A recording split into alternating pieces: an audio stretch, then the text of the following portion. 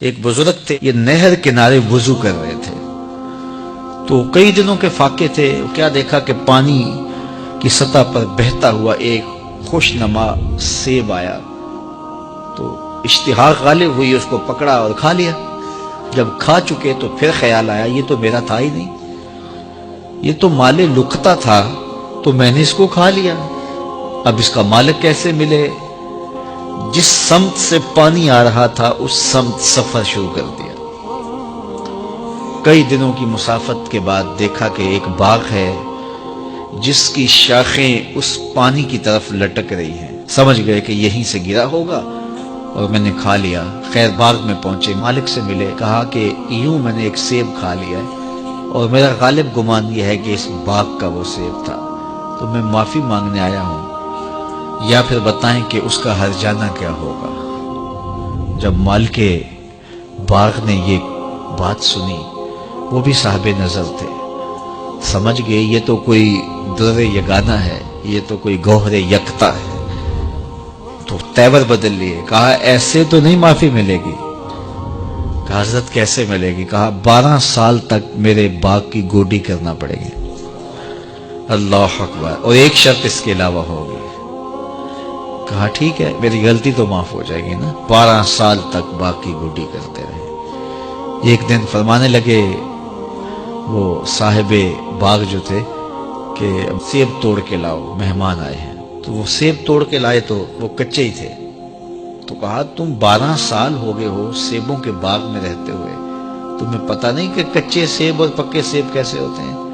کہا حضرت مجھ سے قسم لے لیجئے 12 سال میں ایک دفعہ بھی نظر اٹھا کے سیبوں کی جانب نہیں دیکھا۔ ایک سیب کھایا تھا، میں تو اس کی سزا بھگت رہا ہوں، میں تو گوڈی کرتا ہوں، اوپر کبھی نظر بھی میں نے نہیں اٹھائی۔ سینے سے لگا لیا، کہا ایک شرط تمہاری پوری ہو گئی، اب دوسری شرط ہے کہ میری ایک بیٹی ہے جو آنکھوں سے نابینا ہے، کانوں سے بہری ہے، بول سکتی نہیں، اور وہ اپاہج بھی ہے، چل بھی نہیں سکتی، اس سے تمہارا نکاح کرنا چاہوں، اگر تمہیں قبول ہے تو معافی ہو جائے گی۔ کہا ٹھیک ہے جی قبول ہے، میرا گناہ معاف ہو جائے، میں زندگی کاٹ لوں گا، کوئی بات نہیں ہے۔ خیر نکاح ہو گیا۔ کہا کہ یہ کمرہ ہے، یہاں آپ کی زوجہ آپ کی منتظر ہے۔ جب وہاں گئے تو ایک خوبرو دوشیزہ منتظر تھی، تو فوراً پلٹے کہ میں غلطی سے کسی اور کمرے میں آ گیا ہوں۔ پلٹتے ہوئے دروازے کی چوگاٹ سے سر پھٹ گیا، خون بہنے لگا۔ جب باہر آئے تو صحن میں پہنچے تو وہ بزرگ وہاں تھے۔ کہا کیا ہوا؟ کہ حضرت ایک غلطی کی سزا اتنی کاٹی، اب کہیں دوسری غلطی نہ ہو جائے۔ وہ تو کوئی اور ہے خاتون۔ کہا وہی تمہاری زوجہ ہے۔ تو میں بتاؤں کہ وہ بہری کیوں ہے؟ آج تک اس نے غیر محرم کی آواز نہیں سنی۔ تو میں بتاؤں کہ وہ بول کیوں نہیں سکتی؟ آج تک اس نے غیر محرم سے کلام نہیں کیا۔ اندھی اس طرح ہے، آج تک اس نے غیر محرم کو نہیں دیکھا، اور اپاہج اس طرح ہے، چل کے کبھی گھر کی دہلیز سے گئی نہیں ہے۔